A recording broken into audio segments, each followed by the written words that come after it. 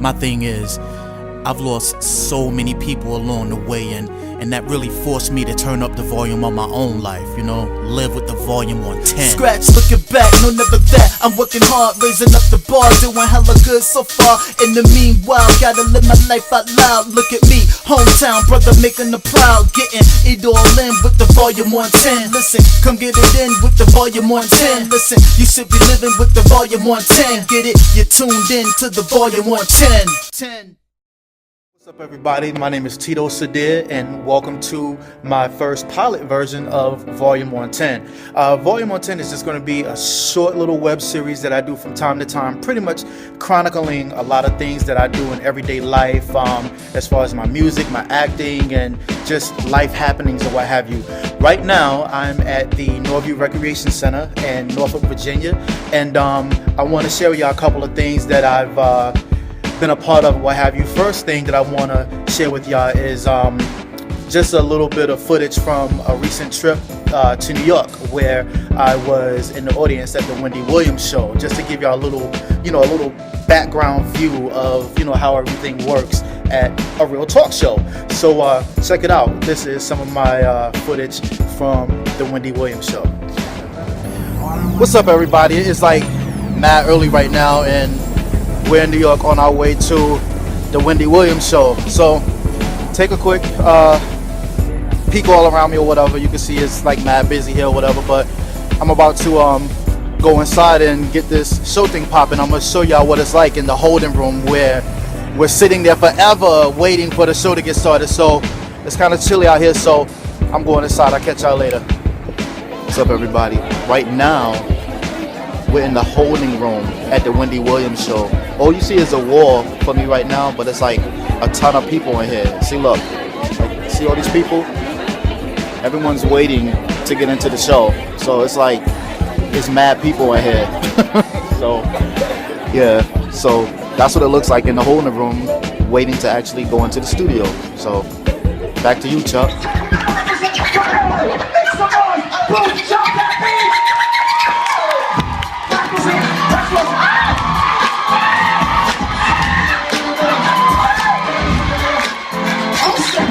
All right, Tensei, make some noise for Tensei.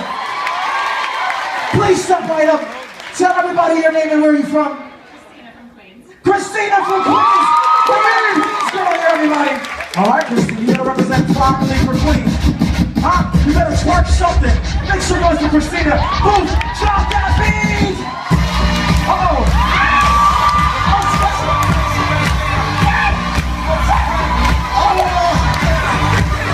Make some noise for Christina from Queens. Step right up, please. Huh? What is your name? Where are you from? My name is Jessica from Brooklyn. Oh, she has to grab my hand and the microphone. She's from Brooklyn. I can tell already. All right. What's your name? Jessica. All right, Jessica. You better represent properly for Brooklyn right now. Make some noise for Jessica, everybody. Boom! Drop that beat! Uh-oh.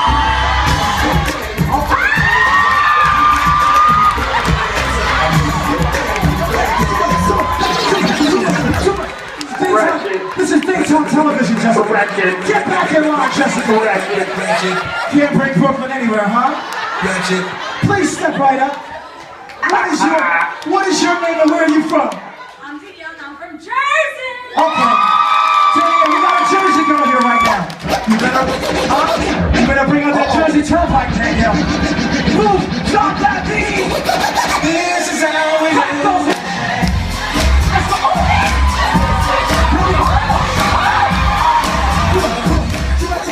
Onion, right? And Miracle Whip. Not Hellman's. Miracle Whip. Extra, because nobody will be looking. I'll be home by myself. And I bite the sandwich, it's going to squish out the sides, and then I'll lick it like an ice cream sandwich.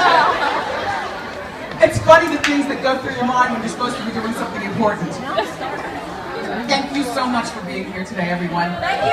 Thank you for waking up early and coming here and bringing your A game and roller setting and zhuzhing and I don't know whether this is I don't know if this is how you all dress in your regular lives, but thank you for putting in the extra effort and keeping it hot for us. Anytime you want to come back to the show, you know we're here for you now. I hope you had a good time. I hope you enjoyed Rachel Bilson and the Hot Topics and the Ask Wendy and all that other kind of stuff. And that the show really was, in person, what you see on TV.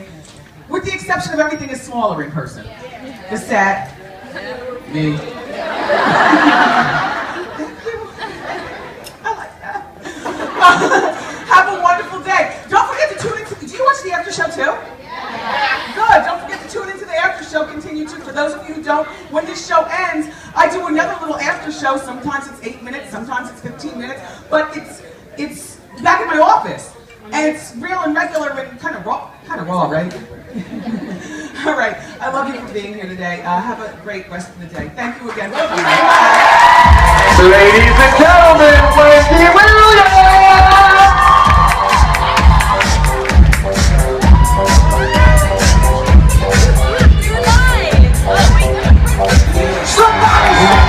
Before you go, everybody, make some noise for our sound man who kept us rock and roll show long. He's back there. His name is Jimmy. Let's hear it for Jimmy! Make some noise for DJ Booth, who was on the ones and twos, everyone. Hey! And ladies and gentlemen, my name is Marco. That's Wendy Williams. That's how it is. You know, the show is really crunk, and I mean, it's like a party. We're there like 8, 9 o'clock in the morning, and it's like a party going on right before she comes out. It's live. So if you ever get an opportunity to go to her show or any live taping of any talk show, I definitely recommend that you do so.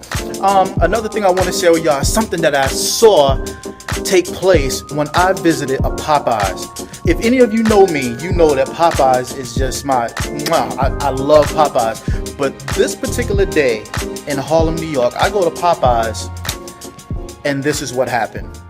Check it out. I'm on the corner of 135th and Adam Clayton Powell here in Harlem, New York, right across from this Popeyes restaurant where the events that I'm about to tell you about took place last night. So check it out. So I go into this Popeyes, you know, completely unsuspecting or whatever, just to get some food.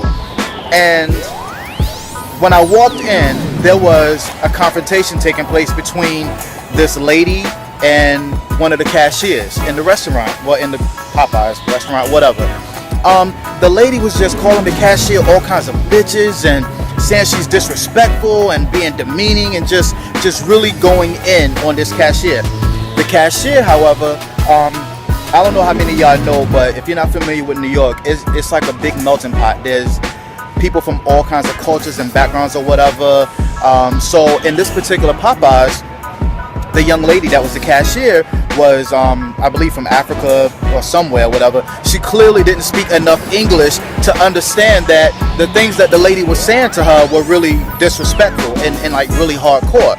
So the lady continues on disrespecting, you know, calling the lady all kinds of bitches or whatever, and she leaves to go get her boyfriend or whoever.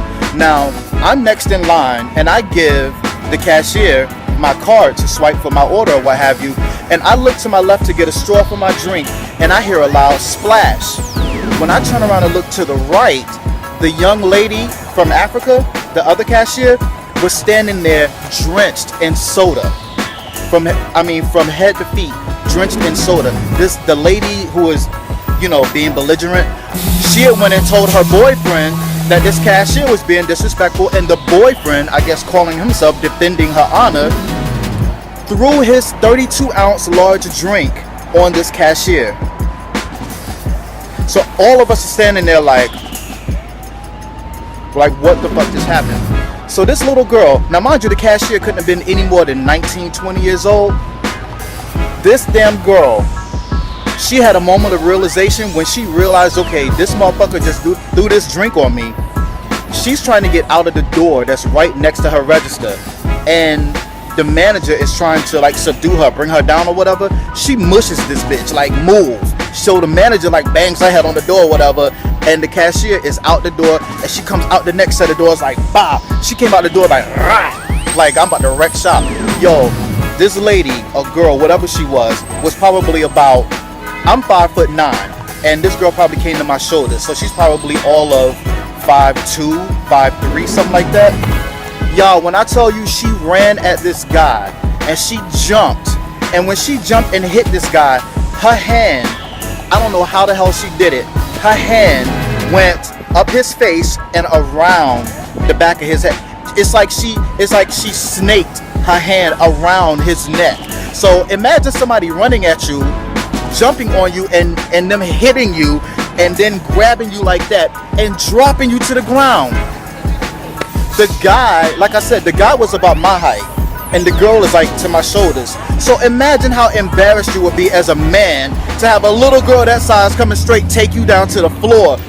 And I couldn't believe it. I really couldn't believe it. And then what was really funny to me was while the guy is on the ground, like getting like, the girl was wrecking shop on this guy, dropping bowls on him and stuff. His girlfriend, the one that basically started all the trouble, was like, see that? She's like coaching the fight. So she's like, see that? She's a disrespectful bitch. She's a disrespectful bitch. And I'm like, your dude is on the ground getting his ass handed to him by this little girl from Ghana some damn where, and all you're doing is standing on the sideline talking about, look, see that? See that? She's a disrespectful bitch. She's a disrespectful bitch. Yeah, I'm standing there looking at this shit in amazement, like, just, that's all I could do. So you know what I do, right? I immediately, when I realized what's going down, I bust out with the phone or whatever, and I'm trying to film this shit. And I would realize later, y'all, that I never filmed the footage. 3 things. Motherfucker. I was so mad when I got home and realized that I did not have that damn footage. Oh my God. Listen, I was so upset when I realized I did not have that footage to show y'all, to share with y'all, my viewers, my fans, my people. But anyway, y'all, it was just crazy, yo. I don't know, the dude called himself defending the girl's honor or whatever, got his ass straight handed to him by that little girl. I think the fight went on for like maybe a good 30-45 seconds. I know that don't sound like a lot, but when you're watching a fight, you know, play out, it's quite a bit of time. Now, y'all probably say to yourself, Tito, why didn't you help the girl out? Number one, that little girl didn't need my damn help. This little bitch was probably trained with batons and stones and boulders and shit, and you know, she was probably trained for combat and shit, because the way she hit that motherfucker and then wrapped her hand around his neck and dropped that motherfucker, I wasn't gonna interfere with that, not at all. But what was funny as hell was, like, as it was going on, like after it was over with, there was this one lady, there was this one like loud, ratchet ass ghetto lady, like parading up and down the sidewalk outside of the store, and she was just carrying on like, I bet you he won't throw another motherfucking soda. I bet you that motherfucker won't throw another soda. Yo, it was the funniest thing, y'all. Oh my God, it was so funny. But only here in New York are you gonna see some shit like that. Only here in New York are you gonna go out for chicken strips and damn beans and rice and see a dude, little macho man, get his ass handed to him by little Ankwanka from Ghana. She did it, y'all. But anyway, it's your favorite Tito Show correspondent, Tito, coming at you one more time. And I'm gonna sign off right here. We will definitely catch up. I'll see y'all.